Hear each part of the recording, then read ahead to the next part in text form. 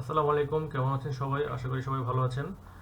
আজকে Revit-এর টেমপ্লেট এবং family file নিয়ে কিছু কথা বলবো এবং এটার ইউনিট, ইম্পেরিয়াল এবং ম্যাট্রিক ফাইল কোত্থেকে আনতে হয় এটা নিয়ে কিছু কথা বলবো। এখানে আমি যখন কলাম সিলেক্ট করলাম, ফার্স্টে কলাম সিলেক্ট করি। কলাম সিলেক্ট করার পরে যদি কলাম সিলেক্ট করলাম, করার পর এখানে modify place structural column, load family, এখানে লোড ফ্যামিলি ডায়লগ বক্স আসবে। এখানে লেখা থাকবে লুক ইন ইউএস ইম্পেরিয়াল। এটা না লেখা থাকলে আমাকে প্রিভিউতে যেতে হবে। প্রিভিউতে যে দেখবো যে এখানে generic US imperial, US matric, এই তিনটা ফোল্ডার আছে কিনা। তো এখানে ইউএস ইম্পেরিয়াল মধ্যে থাকলে ইউএস ইম্পেরিয়ালে ক্লিক করে তখন আমি এখান থেকে ফ্যামিলিগুলো আপলোড দিতে পারবো। আর যদি টেমপ্লেটের জায়গায় এই মিলিমিটার থাকে, তো সেক্ষেত্রে আমাকে এটা ঠিক করতে হবে কিভাবে। ফাইলে যে অপশনসে যে এখানে ইউজার ইন্টারফেস, ফাইল লোকেশনের মধ্যে যদি ক্লিক করি তখন আর্কিটেকচার টেমপ্লেটে এসে এই পাশে যে ঘরটা আছে, পাশের স্লটে পাথ, যেটা স্লটটা, এখানে এসে আমি ছোট ডটের মধ্যে ক্লিক করব। ক্লিক করে আমি এখানে যে ফোল্ডারটা আইকনটা আমি সিলেক্ট করে দিয়ে দিব। দেওয়ার আগে খেয়াল রাখতে হবে যে US imperial, look in US ইম্পেরিয়ালটা লেখা আছে কিনা। ব্যাক করে যদি দেখি যে এখানে আমার ইউএস ইম্পেরিয়াল মানে ফিট ইঞ্চির জন্য, আর হচ্ছে ইউএস ম্যাট্রিক হচ্ছে মিলিমিটার সেন্টিমিটার মিলিমিটারের জন্য, মিটার সেন্টিমিটার মিলিমিটারের জন্য ইউএস ম্যাট্রিক। তো খেয়াল রাখবো যে ফিট ইঞ্চির জন্য আমাকে ইউএস ইম্পেরিয়াল দিতে হবে, আর ফিট ইঞ্চি সেন্টিমিটার মিলিমিটার মিটারের জন্য আমাকে মিটার দিতে হবে। এটা হচ্ছে টেমপ্লেট ওপেন করার সময়।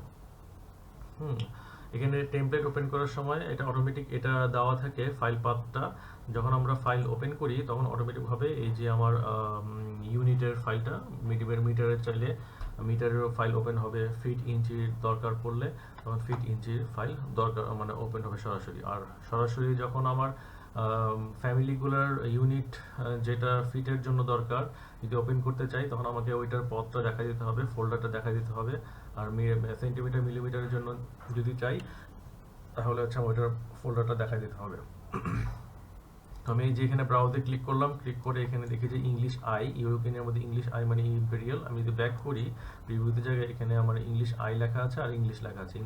ইংলিশটা হচ্ছে আমার ম্যাট্রিক ম্যাট্রিক ফ্যামিলিগুলো যেগুলো আছে ওখানে আমার এইগুলো দেওয়া আছে। আর হচ্ছে যে ইংলিশ ইম্পেরিয়ালের জন্য আমাকে এখান থেকে যে আমাকে এই ফ্যামিলিগুলো ওপেন করতে হয়, এটা পথটা আমাকে ফ্যামিলি ফোল্ডারটা দেখা দিতে হবে এই ইংলিশ ইম্পেরিয়াল আছে কিনা। ওকে, দেন দিয়ে দিলাম। দেন আমি এখানে ওকে করলাম, দিয়ে দিতে হবে। দেওয়ার পর ওকে করতে হবে। ওকে করলাম, তারপরে আমার সরাসরি ফাইলগুলো চলে আসবে।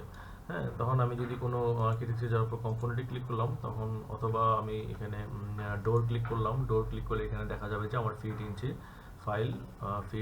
ফাইল যেগুলো আছে এগুলো সরাসরি চলে আসতেছে।